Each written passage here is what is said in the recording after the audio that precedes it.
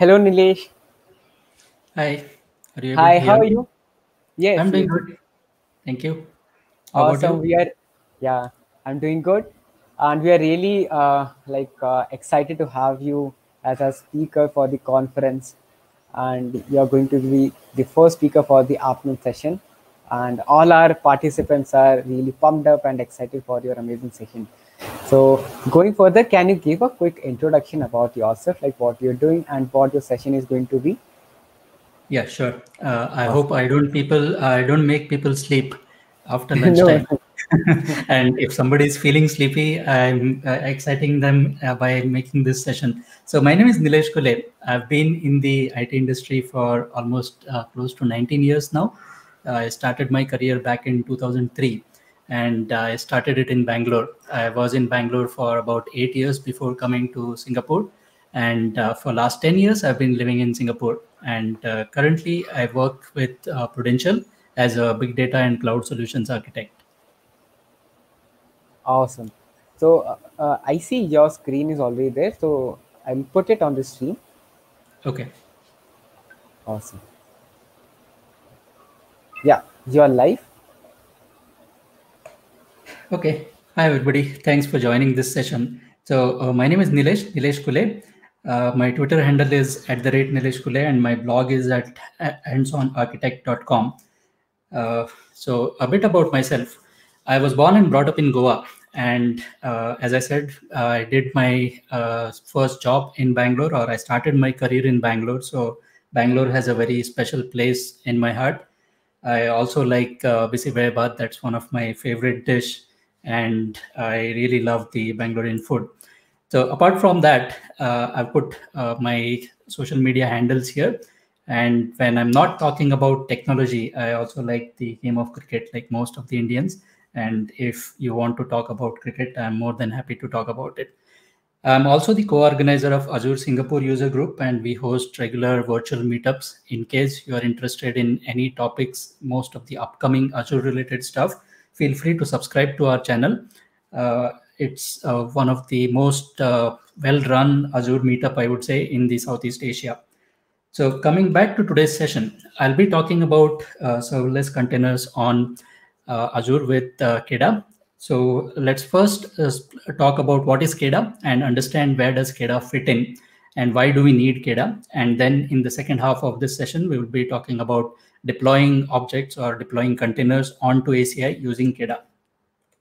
So before I move on to KEDA, let's try to understand what are the options for scaling containers on Kubernetes. So this session, I assume that you know a bit about Kubernetes, you know a bit about Docker, you know how containers work and some of the basic concepts related to Kubernetes, like what are deployments, what are the pods, what are replica sets and things like that, and how they work in general. You don't have to know everything in depth, but at least a basic understanding of this is expected.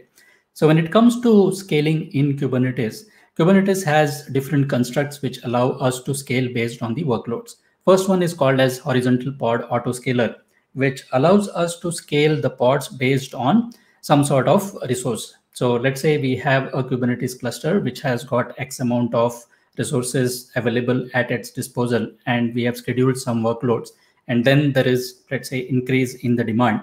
We can look at things like how much resource is being consumed. It could be CPU, it could be RAM, and based on these, we could scale the number of pods. This is what horizontal pod autoscaler does.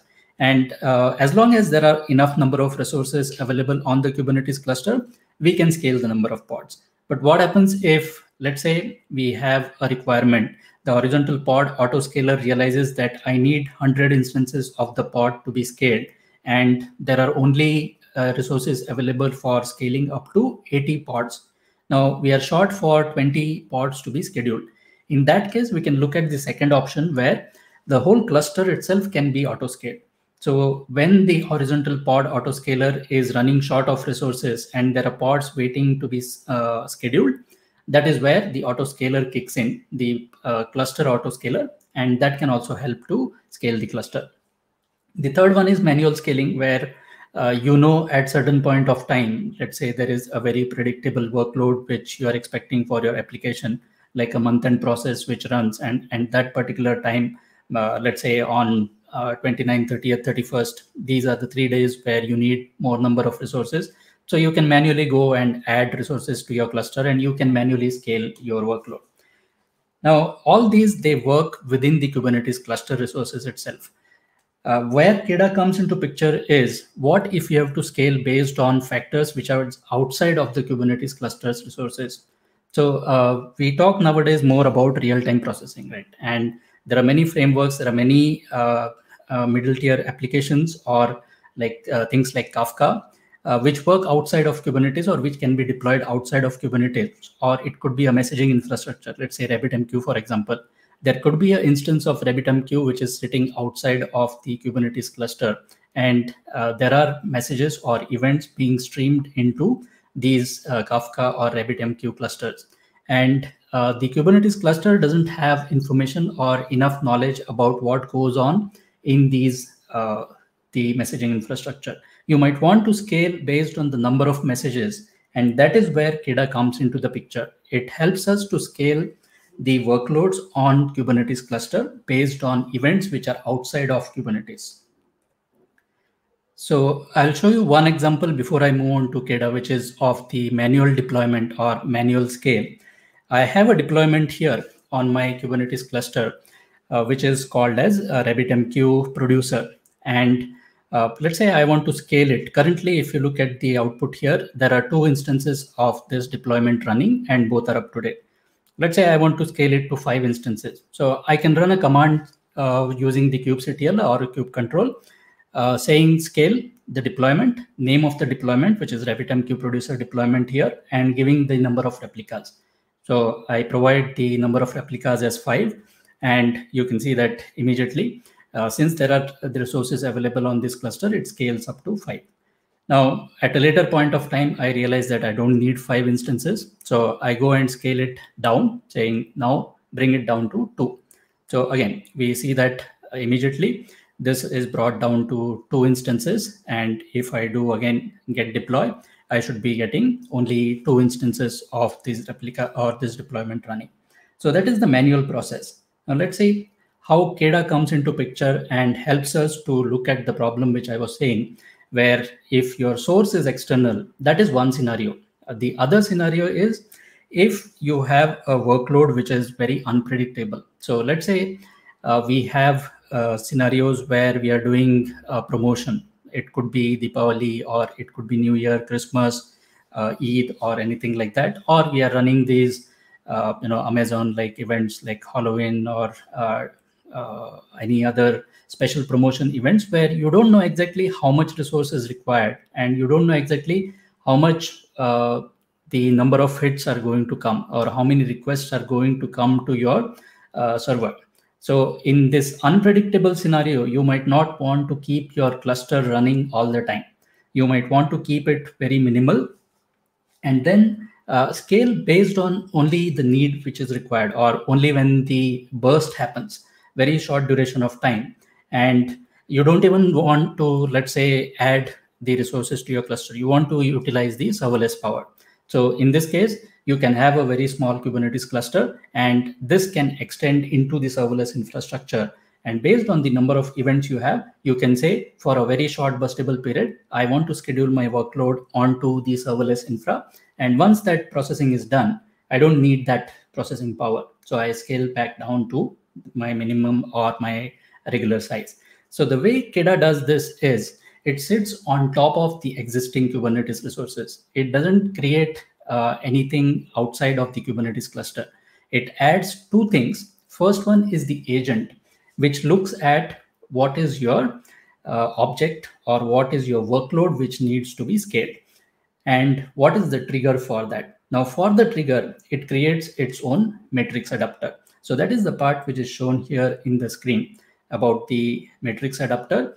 And this matrix adapter is the one which creates a horizontal pod autoscaler, which can scale that particular target instance or target object from 0 to whatever number we specify when it needs to scale up. And same way, when the workload is over, when the processing is finished, it can scale it back down to whatever number of instances we specify. And this happens based on the external source of the trigger. So let's look at how we can deploy KEDA. Now we understood how KEDA works. So it's like an extension to the existing Kubernetes cluster and looking at external sources of data. If I want to deploy KEDA onto my Kubernetes cluster, there are three options which are provided by the KEDA project. KEDA is, the full form of KEDA is Kubernetes-based event-driven autoscaling. This is a project which is open source project developed by Microsoft and Red Hat initially, but now other people are contributing to it. So for a deployment, we can use either the Helm charts, which is like the package manager for Kubernetes, or we can use Operator Hub, which is again another option to deploy the custom applications onto a Kubernetes cluster, or we can also use direct YAML declarations. So all these three options are available. In my case, I'm using Helm charts to deploy, and I will show you later when we do the demo how I'm using this. For the application which I'll be using for this demo, it's a very simple .NET Core application. It's called Tech Talks. So imagine it's like an application which is used to manage technical events. So there is a way or a API exposed in .NET Core, which allows us to generate, let's say, some number of Tech Talks. These Tech Talks, they get pumped into a RabbitMQ as a series of messages.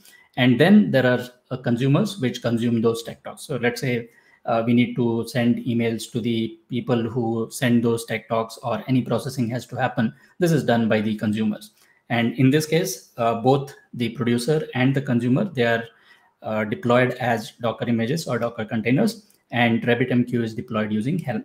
So if you look at this repository in my GitHub repo, it has all the source code that I'll be showing or I'll be using during this demo. So we use manifest files to describe the deployments and the services. So the producer and the consumer, these are deployed using deployment, which is a higher level construct in Kubernetes to deploy something onto the cluster. And then to expose it to the outside world, we use a service. We use Helm charts to deploy any third-party applications or services. So for RabbitMQ as well as KEDA, to deploy both of these, I'm using Helm charts. To visualize what is going on inside the Kubernetes cluster, I use Octant, which is one of my favorite tools. And at times, I also use kubectl to interact with the cluster, or kubectl.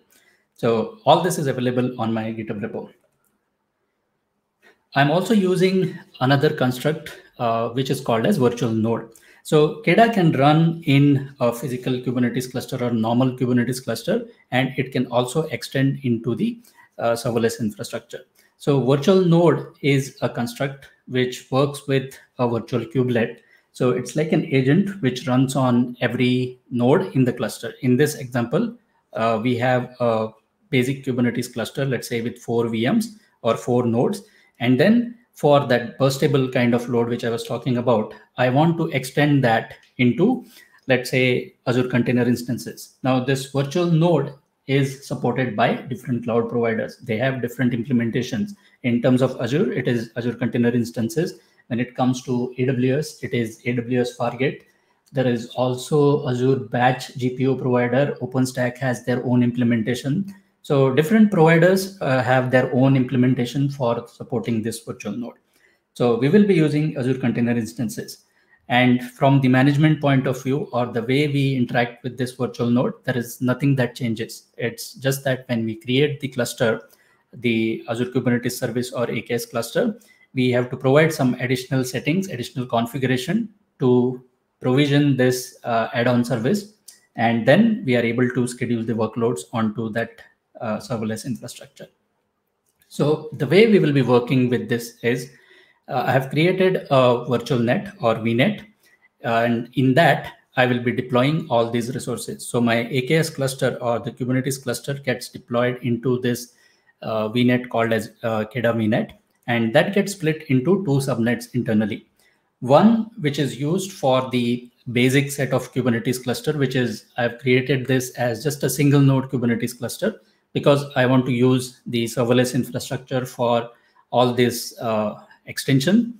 And all the consumers that I have, they will be scheduled specifically on the serverless infrastructure using ACI. So for that, I create a separate subnet.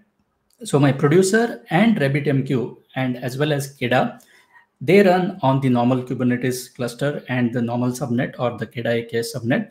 And the consumer, which gets scheduled onto ACI, it runs into the separate subnet.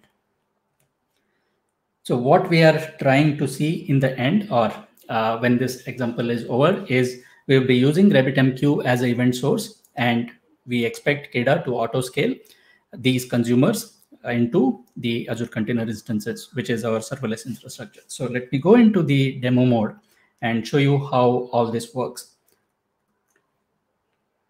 So here, are you able to see my screen? Is the font okay? Or you want me to increase this?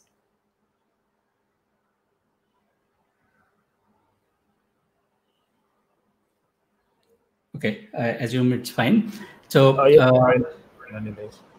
okay, so you can see the output of the first command here, which is I'm trying to get the nodes. So you see the first node. This is the regular node, which I was talking about, where the AKS cluster is created. And then there is the virtual node. So I have enabled the virtual node add-on for my AKS cluster. And you see this is the virtual node ACI Linux cluster or node, which is shown here. And this is running on ACI 1.3.0 version. And I've also created the base Kubernetes cluster with 1.19 version of Kubernetes, which is the latest available in Southeast Asia at this point of time. So when I deploy KEDA onto this cluster, KEDA creates a horizontal pod autoscaler for its own usage. And I can get this information by running this kubectl get HPA command. And you can see that this was deployed about 16 hours ago. And there is a range which is given here between this is unknown and 5. And the range for the pods, which I want to scale, is from 1 pod to 30 pods maximum. So I specified this in the configuration somewhere, and KEDA picks it up and deploys this. So let me now go and show how we are going to deploy. So before I start deploying, let me just set up some watchers here.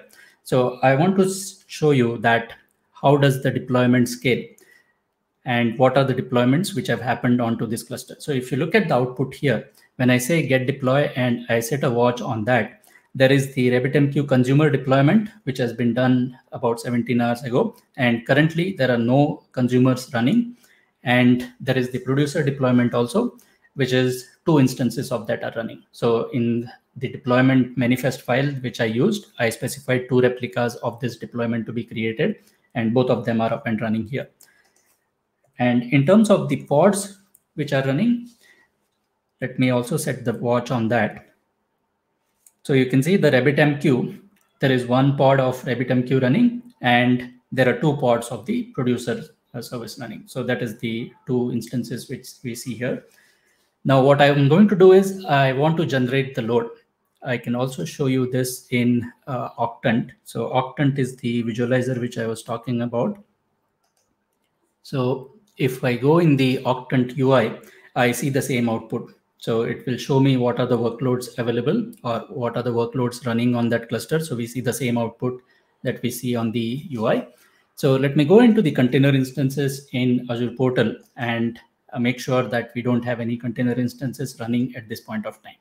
And if I look at the RabbitMQ queue as well, right now, there are no messages in this queue to be processed. So let me go and generate a workload for this. And for that, I have already gone and done the port forwarding. So I can, so let me show you how that is done. So I've done the port forwarding for my producer service on 8080 port.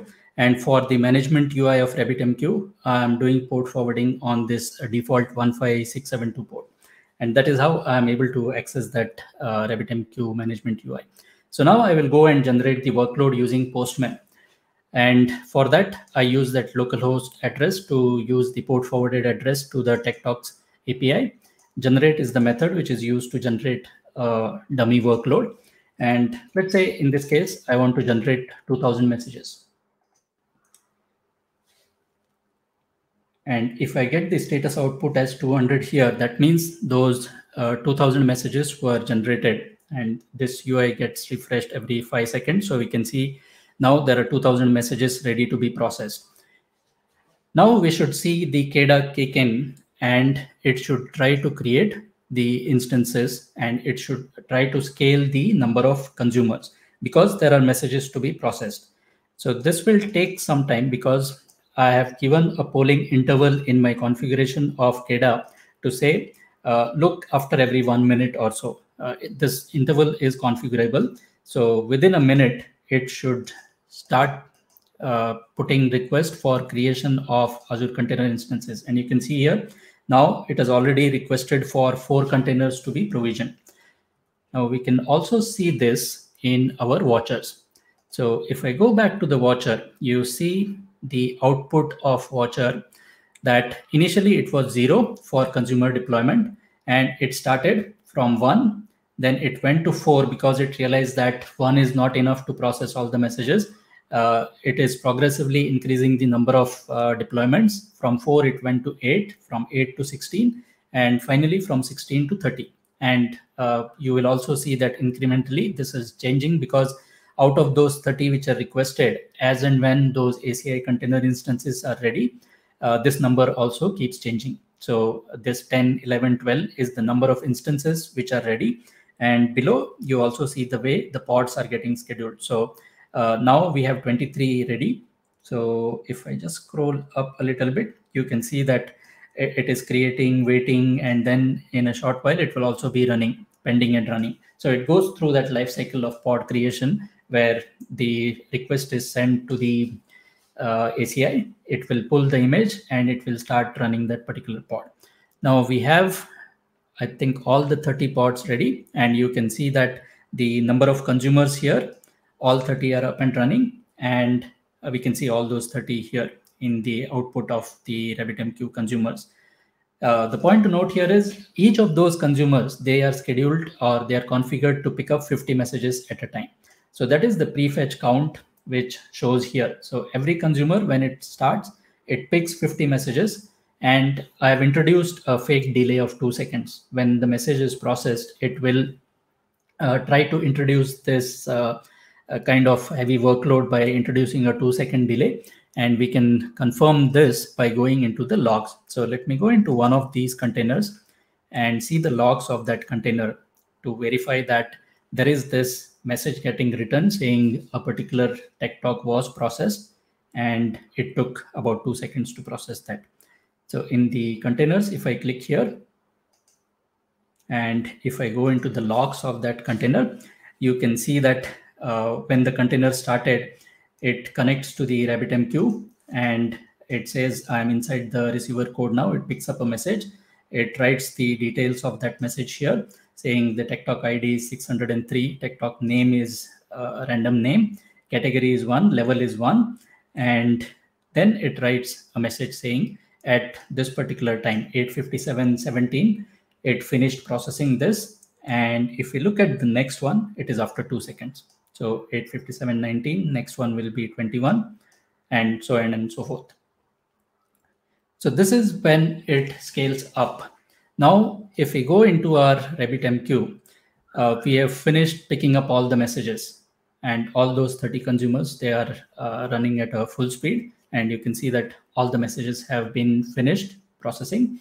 There is nothing to be processed at this point of time.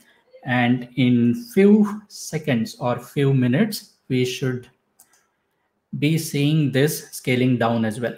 So we also have a configuration in the KEDA, which I'll show you shortly.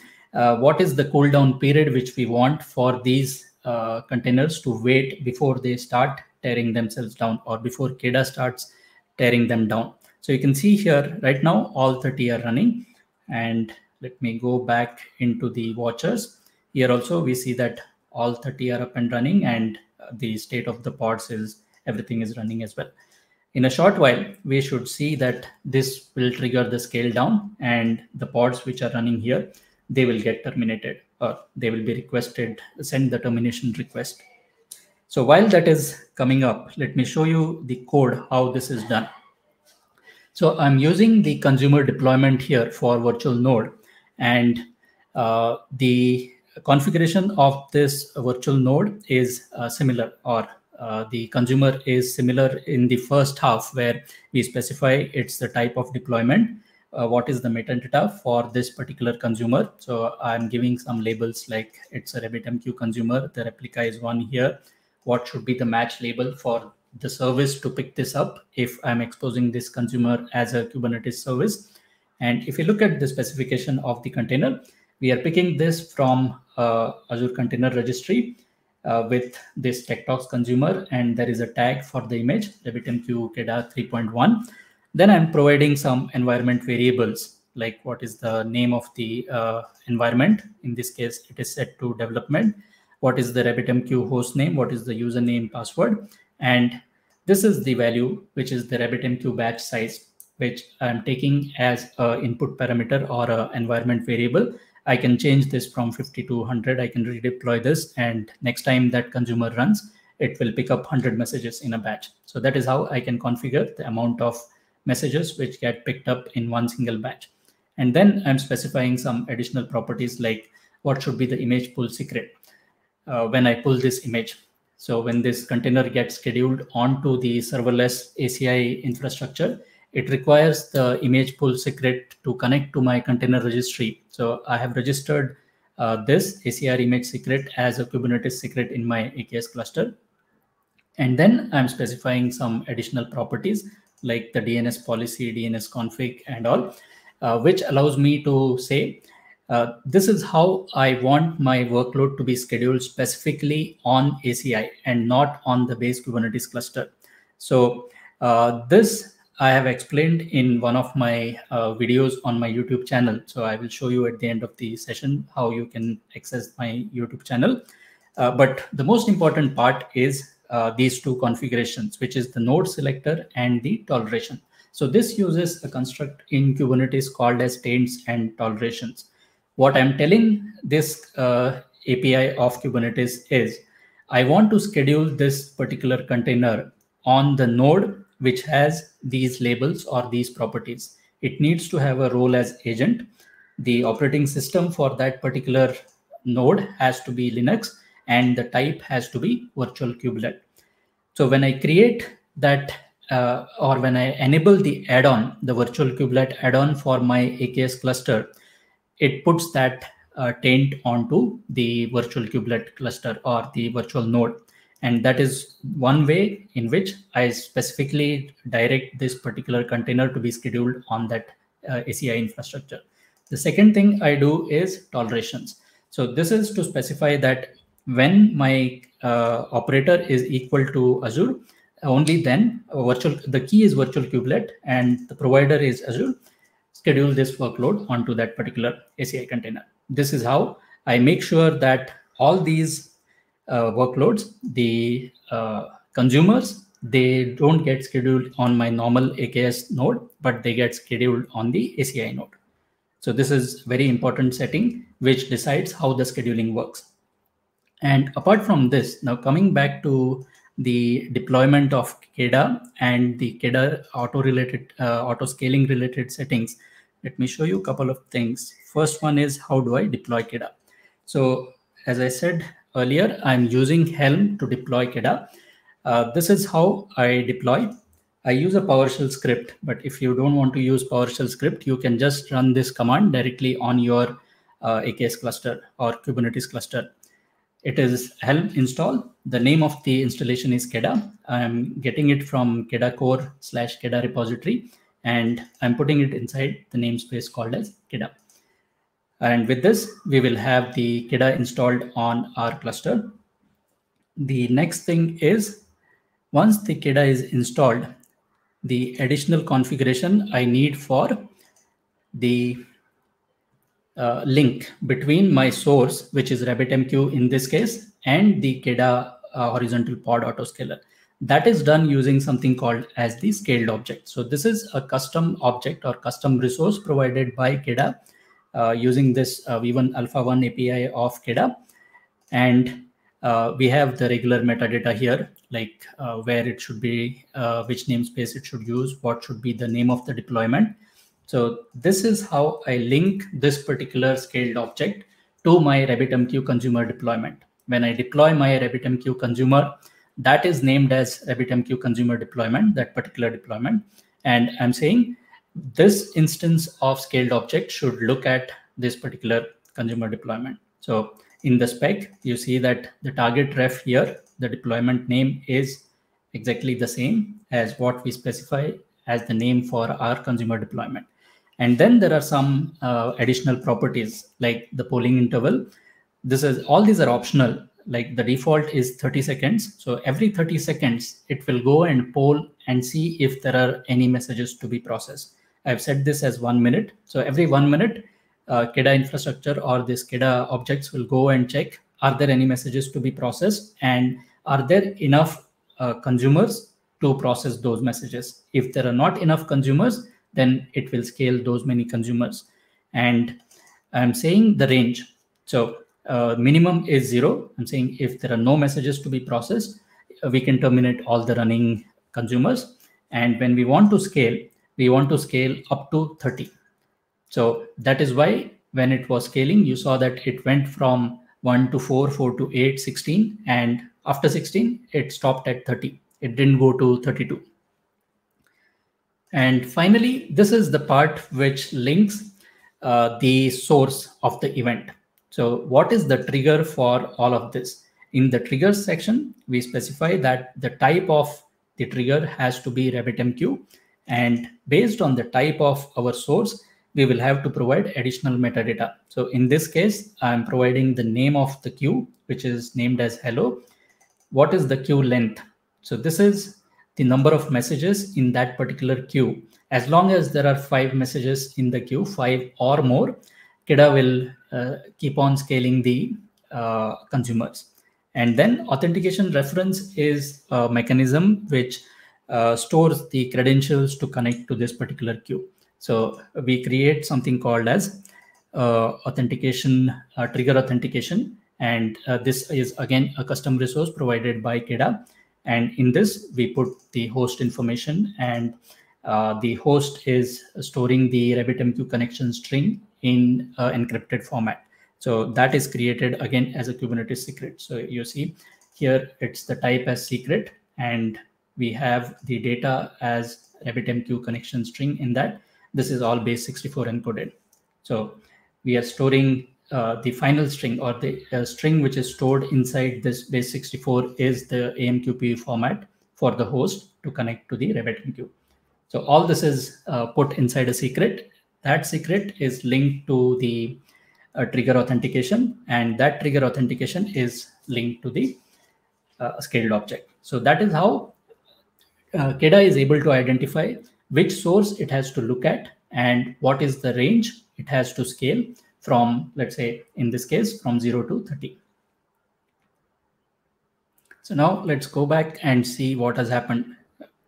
Did the scale down happen? So you see that all those 30 instances which were created on ACI, they have disappeared. And if we go back into RabbitMQ, everything is back to 0. All the messages have been consumed. There are no more consumers here. And if I go into the octant as well, you see the pods, they are now back to what was originally the case.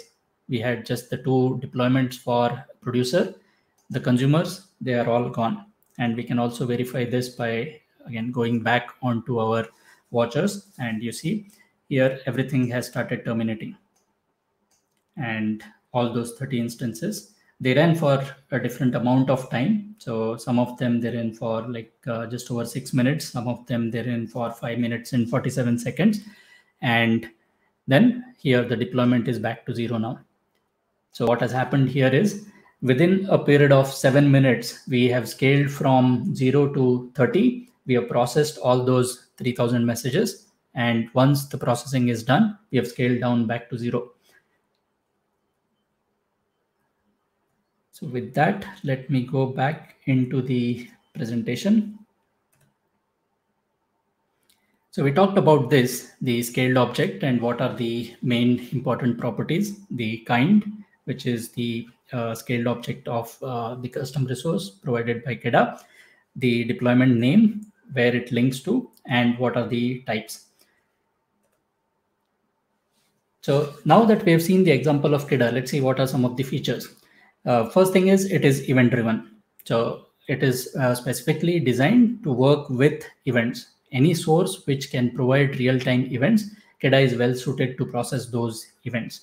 It is enabling the auto scaling with very simple constraints or constructs. We have only 3 things to know here.